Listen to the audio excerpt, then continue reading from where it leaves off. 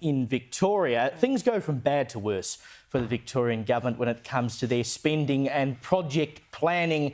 Now, you would know, if you live in Melbourne, about the Metro Tunnel. They're trying to build a metro like they did in New South Wales. The one in New South Wales works quite well, I have to say, in Sydney. So Melbourne said, oh, well, we better do that as well. And you would think this thing is meant to open later in the year, that it would all be hunky-dory. The new ticketing system would be ready to go because the state government has spent $1.7 billion rebuilding the marquee system so you can use a credit card or your mobile phone to tap on.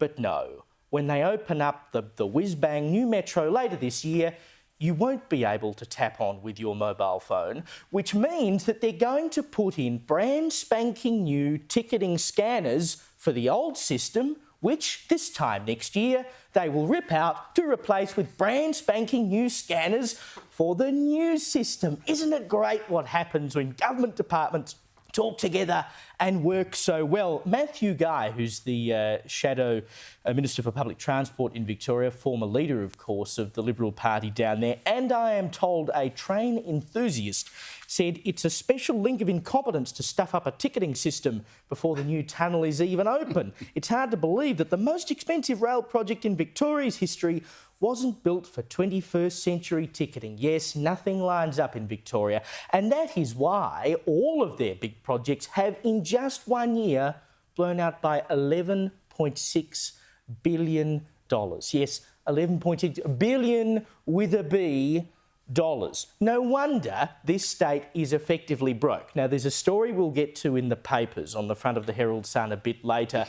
Jacinta Allen's coming up with a plan to try and claw some of this money back, which is quite brave, as Sir Humphrey Appleby would say, Caleb, for a Labor government. But how do you blow projects out by $11.6 billion in 1 year? Well, I think you described it in your opening. They invented this brand new ticketing system. I mean, you and I went home last night on the Metro here in Sydney, and we got out our credit card, bang, and we tapped on and we tapped off. It works perfectly in Sydney. So you would have thought the Victorian government didn't need to reinvent the wheel. They could have just looked to another state like New South Wales and copied the system that works perfectly here. But no, they had to start from scratch, and taxpayers are now paying. You know, most businesses have a motto: do something once and do it right. In Victoria, they do something 3 times at 10 times the price. And that's how Victoria has gotten into the state it's in, with, a forecast $188 billion worth of debt by 2028. The Victorian Treasurer, I love this,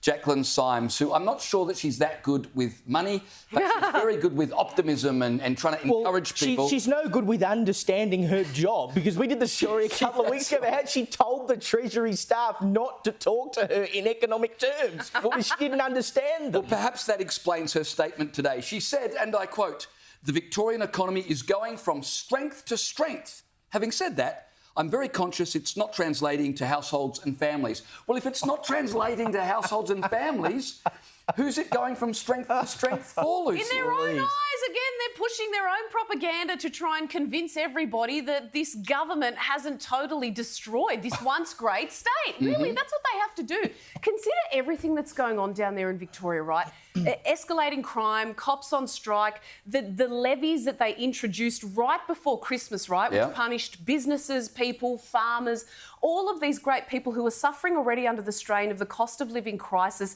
Then the Airbnb tax, right? Remember that? Only a few days ago, a story emerged where that is really impacting victims of domestic violence, right? And how they're unable to actually access these spaces because of the taxes that they've introduced here.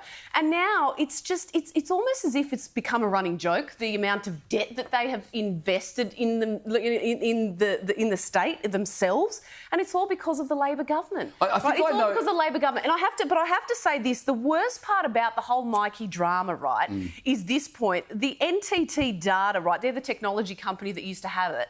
Had they retained their particular contract with respect to this, they could have grandfathered the old technology, which would have saved taxpayers millions of dollars. But Conduit, who's taken over it, don't actually have the certification to be able to do that. So now it's just cost upon cost, poor planning. They can't manage the state. It's clear. And the Allen government are just, as I said, they're a running joke.